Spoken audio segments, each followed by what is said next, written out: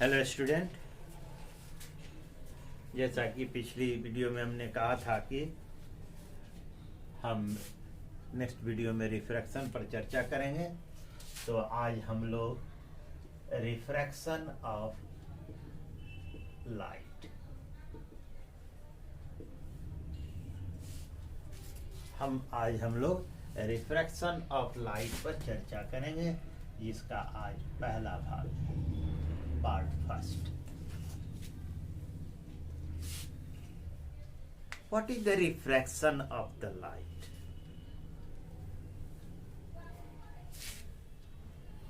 सबसे पहले we know the light is always travel in a straight line। हम यही जानते हैं कि लाइट हमेशा एक सीधी रेखा में चलती है, गमन करती है।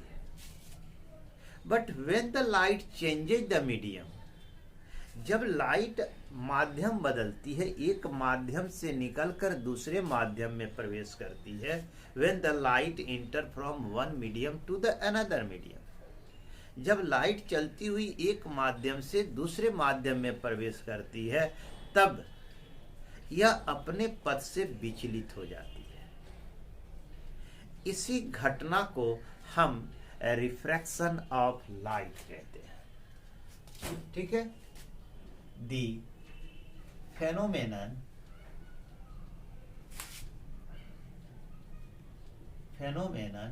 in which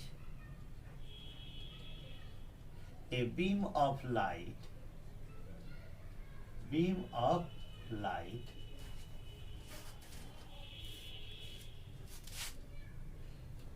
going from one medium to another medium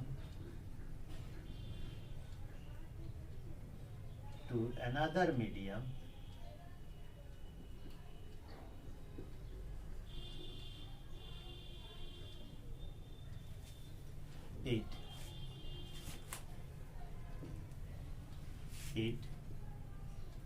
deviated from its path is called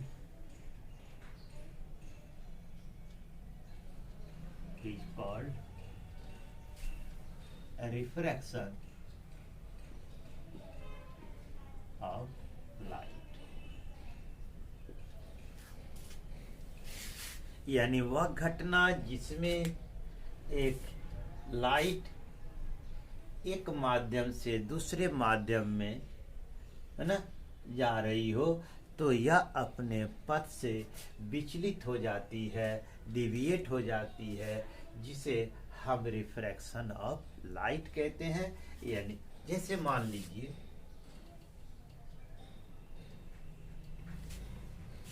ये मीडियम 1 है, ठीक है, ये मीडियम 2 है, और ये भी जो है इन दोनों मीडियम को जो है ना सेपरेट करती है। तो ए बी को हम क्या कह सकते हैं? सेपरेटिंग प्लेन कह सकते हैं। ए बी को क्या कह सकते हैं? सेपरेटिंग प्लेन कह सकते हैं। सेपरेटिंग प्लेन, क्योंकि यह क्या करती है? दो माध्यमों को अलग करती है, मीडियम 1 और मीडियम 2। सपोज दैट कोई सोर्स ऑफ लाइट है P मीडियम 1 में, और वहां से यह रे जो है ट्रेवल करती है, और जो सेपरेटिंग प्लेन है, जिसे रिफ्रैक्टिंग सरफेस भी कह सकते हैं, वहां पर इंसिडेंट करती है, यानी पॉइंट के ऊपर। तो यह जो है ऐसे मुड़ जाती है। ठीक है। यदि हम गौर से देखें तो इसका एक्चुअल पाथ ये होना चाहिए। ठीक है। इसका एक्चुअल पाथ ये है जो डॉटेड लाइन से दिखाया गया है।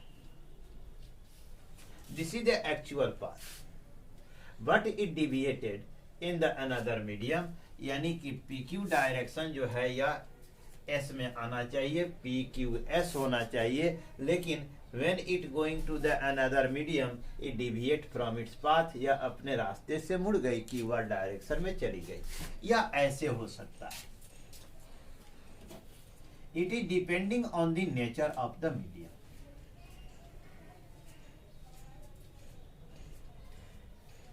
यह ऐसे मुड़ सकती है, जबकि इसका एक्चुअल पाथ क्या है, यह है. यस, देखें तो यह एक्चुअल पाथ है जो डॉटेड लाइन से दिखाया गया है. P Q S should be the actual path, P Q S should be the actual path, but due to the when it enter into the another medium, यह जो है हमेशा अपने रास्ते से भटक जाती है. यदि हम यहाँ पर एक नॉर्मल डाल दें इंसिडेंट पॉइंट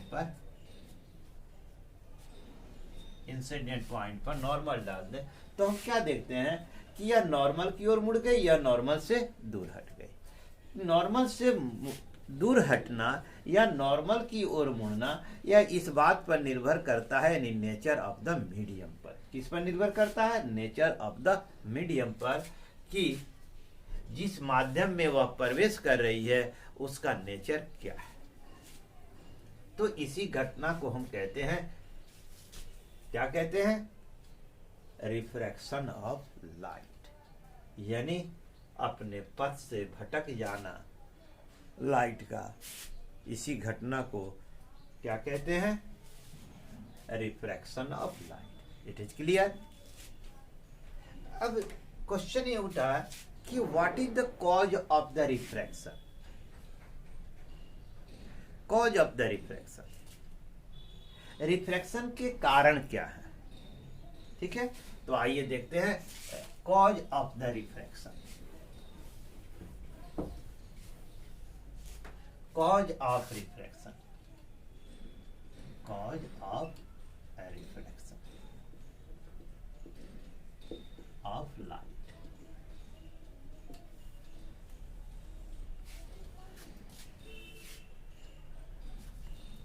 सबसे पहला कॉज क्या है? When the light is going from one medium to another medium, due to the change in the density, of the medium, it deviated from its path. When a beam of light is going from one medium to another medium,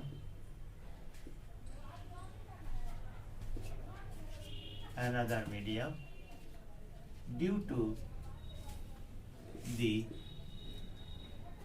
change in the density of medium, the light deviated from its path. जब light एक माध्यम से दूसरे माध्यम में जाती है तो डेंसिटी में परिवर्तन होता है. It may be it going from the higher density to lower density और lower density to the higher density medium. यह कम घनत्व वाले माध्यम से निकलकर अधिक डेंसिटी वाले माध्यम में जा रही है, या अधिक डेंसिटी वाले माध्यम से कम डेंसिटी वाले माध्यम में जा रही है. तो दोनों ही स्थिति में due to the change in the density, यदि डेंसिटी में परिवर्तन होता है तब यह अपने रास्ते से भटक जाती है. When beam of light is going from one medium to another medium, due to change in the density of medium, the light deviated from its path. अपने रास्ते से भटक जाती है. Second, we know the frequency of the light all remain constant. It does not change. It remains constant. But the wavelength changes. ठीक है, the frequency of given light, है ना, remain constant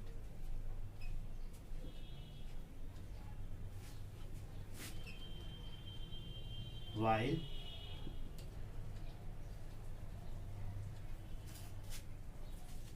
but its wavelength changes when it going when it travel from one medium to another medium.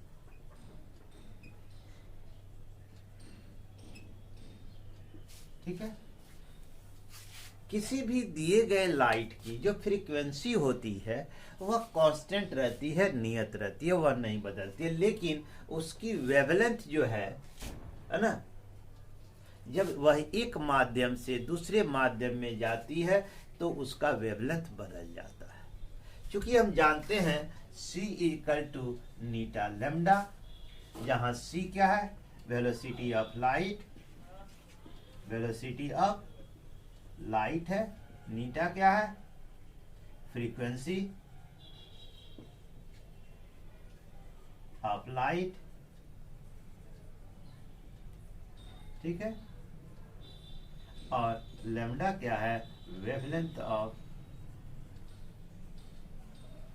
Light. अब दोनों देखिए, तो due to change in the wavelength the velocity of the light changes, ठीक है, due to change in wavelength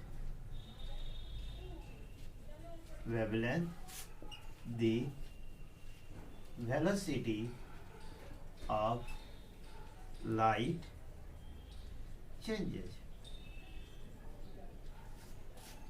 wavelength में परिवर्तन के कारण वेलोसिटी जो होती है, लाइट की वेलोसिटी भी क्या हो जाती है, बदल जाती है, and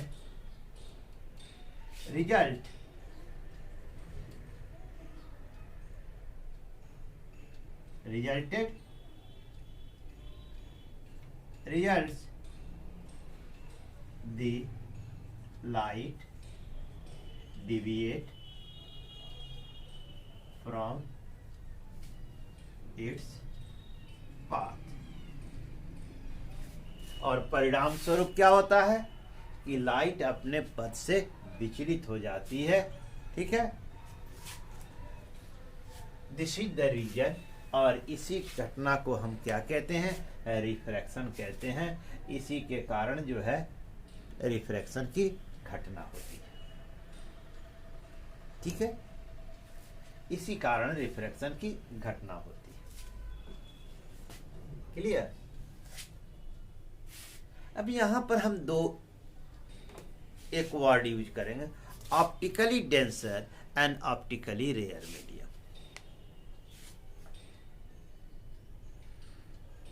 If the density of the medium compared to the another medium is more, then it is known as the optically dense medium. If the density of the medium compared to the another medium is less, then it is known as optically rare medium। ठीक है, तो आइए ये भी आए जान लें।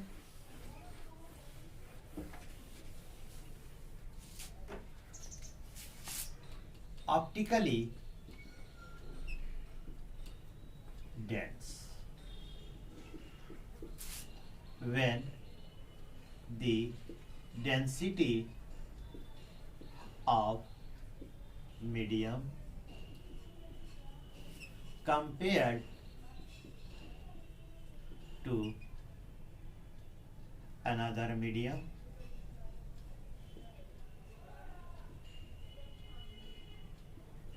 is more then it is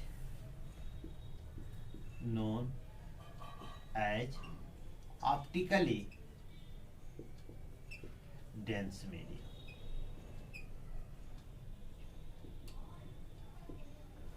Similarly, optically rare medium, optically rare medium,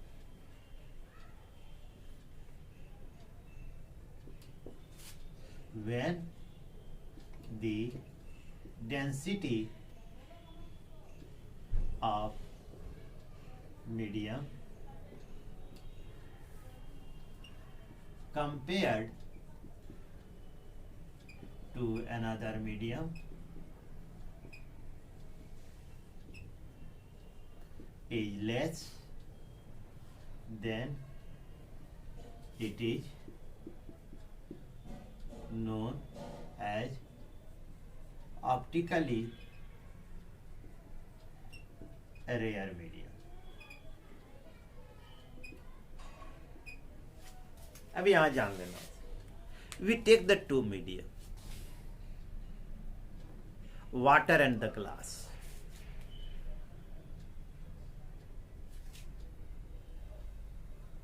यदि हम दो माध्यम लें, वाटर और ग्लास को, तो density of the glass is higher than the density of the water.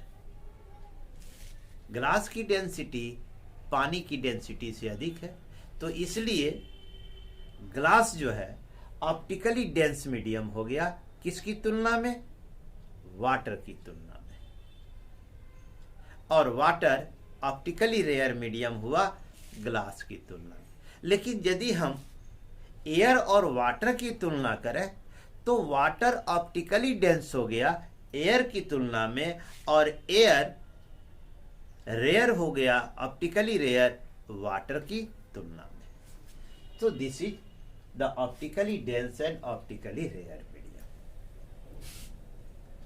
Now we study what happens when the light is going from the optically rare medium to optically dense medium or the optically rare dense to the optically rare medium. आइए हम ये दोनों देखते हैं. ये AB एक separating plane है, यह जो है ऑप्टिकली रेयर मीडियम है. AB के ऊपर और AB के नीचे ऑप्टिकली डेंस मीडियम है.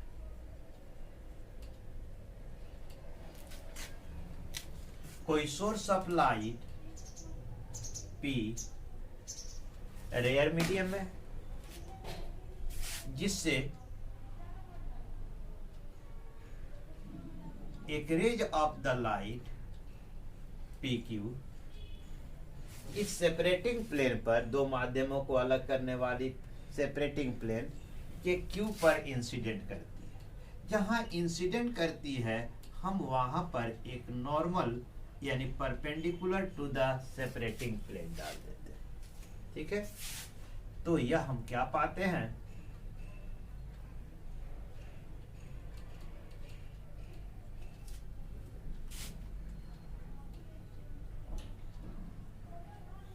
ठीक है, तो refracted ray, the ray which are going to another medium is known as the refracted ray. तो इसको हम रिफ्रैक्टेड रे कहते हैं. तो ये जो है नॉर्मल की ओर मुड़ जाती है. किधर मुड़ गई? नॉर्मल की ओर. ठीक है, तो ये इंसिडेंट रे है. इसे क्या कहते हैं? Incident ray. इसे कहते हैं नॉर्मल और इसे कहते हैं रिफ्रैक्टेड रे. ठीक है, तो इंसिडेंट रे नॉर्मल के साथ जो कोण बनाती है उसे एंगल ऑफ इंसिडेंट कहते हैं, और रिफ्रैक्टेड रे जो नॉर्मल के साथ कोण बनाती है उसे एंगल ऑफ रिफ्रैक्शन कहते हैं. It clear?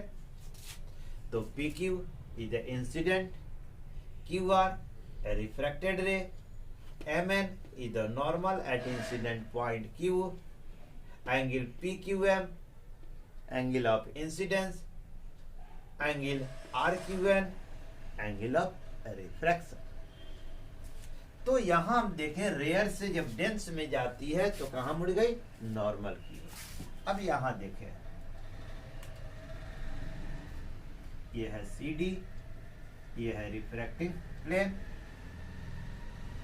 यह है डेंस मीडियम, और ये है आपका रेयर मीडियम। ठीक है। अब कोई सोर्स ऑफ लाइट है जो डेंस मीडियम में है, वहां से एक रेज PQ इंसिडेंट होती है, हम इस पर एक नॉर्मल डाल देते हैं perpendicular to the plane of the refracting surface. तो हम क्या पाते हैं कि refracted ray going in the direction QR। यानी हम इसमें हमने क्या देखा कि यह जो है नॉर्मल से दूर हट गई। क्या हुआ? नॉर्मल से दूर हट गई जब रेयर मीडियम में जाती है। तो ठीक उसी तरह यह भी है एंगल ऑफ इंसिडेंस और यह भी है एंगल ऑफ रिफ्रैक्शन। अब ये when the light is going from denser to the rare medium, the velocity of light increase. When the light is going from rare to the denser medium, the velocity of the light decrease. यहाँ देखें, in this case, the angle of incidence is smaller than the angle of refraction. ठीक है? इस case में when the light is going from rare medium to denser medium, the velocity of light decrease, due to which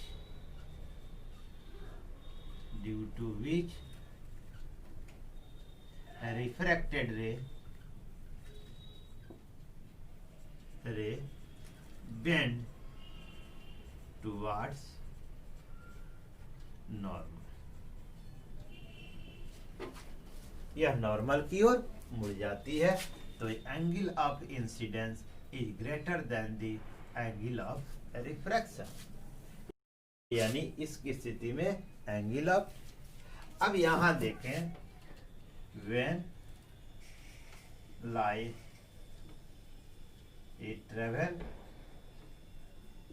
from denser medium to rare medium,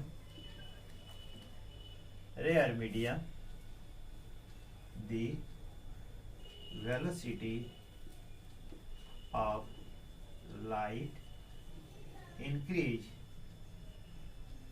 due to which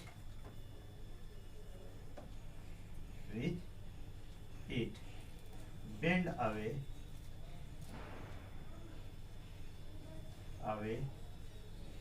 from the normal। अब इस स्थिति में angle of जो incident होगा always be smaller than angle of refraction. It clear? ये तो आपने जान लिया कि रिफ्रैक्टेड रे नॉर्मल की ओर कब मुड़ेगी और नॉर्मल से दूर कब जाएगी। जब वेलोसिटी घटेगी यानी कम होगी तो नॉर्मल की ओर मुड़ जाएगी, और जब वेलोसिटी इंक्रीज करेगी तो नॉर्मल से दूर हट जाएगी। It clear? ये इंसिडेंट रे, रिफ्रैक्टेड रे, ये आपको अब क्लियर हो गया।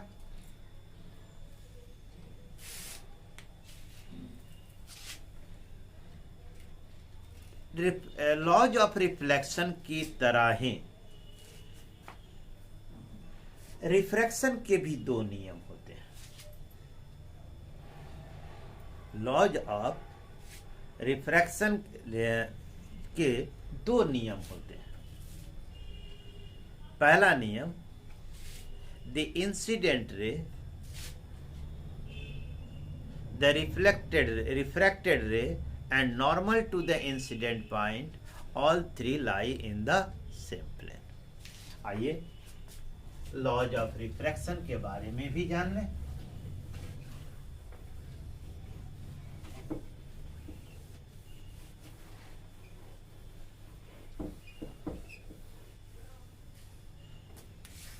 Laws of refraction, laws of refraction.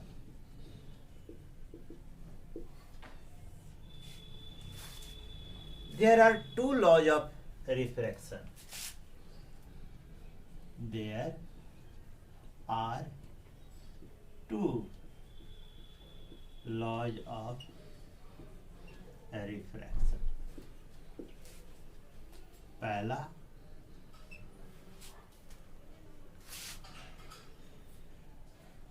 the incident ray, the incident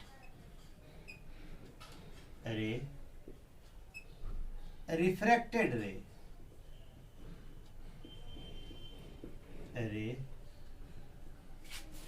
and normal to the incident point are all three lie in same plane। जैसा कि आपने पीछे वाले फिगर में देखा कि इंसिडेंट रे, रिफ्रैक्टेड रे और नॉर्मल, ये तीनों बोर्ड के तल में है, इसलिए ये तीनों एक ही प्लेन में पाए जाते हैं। दूसरा, for a given colour of light, यानी that is the monochromatic light, है ना। For a given colour of light, यानी हम कह सकते हैं मोनोक्रोमेटिक। मोनोक्रोमेटिक का अर्थ होता है एक रंग, एक वर्ग। For a given colour of light, the ratio of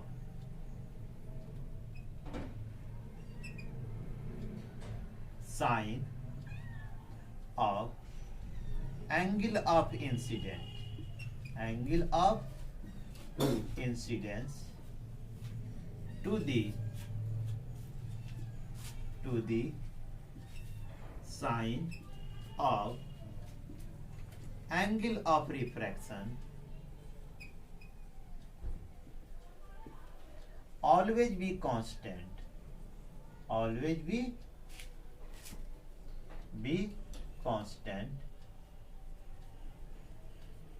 constant.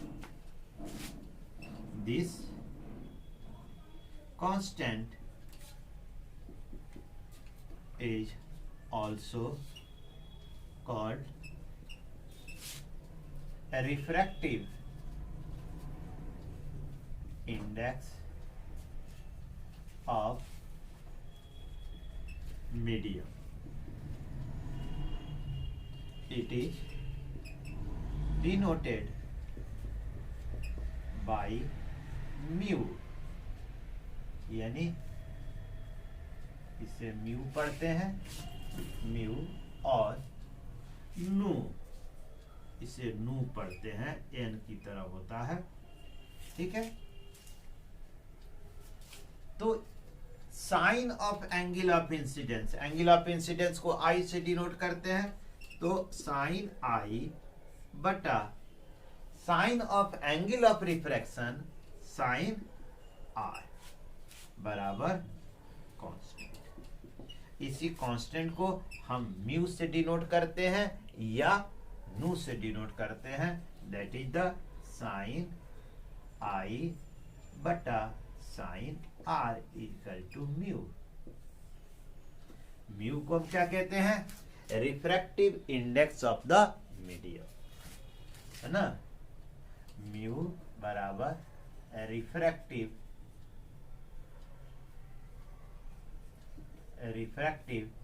Index of medium,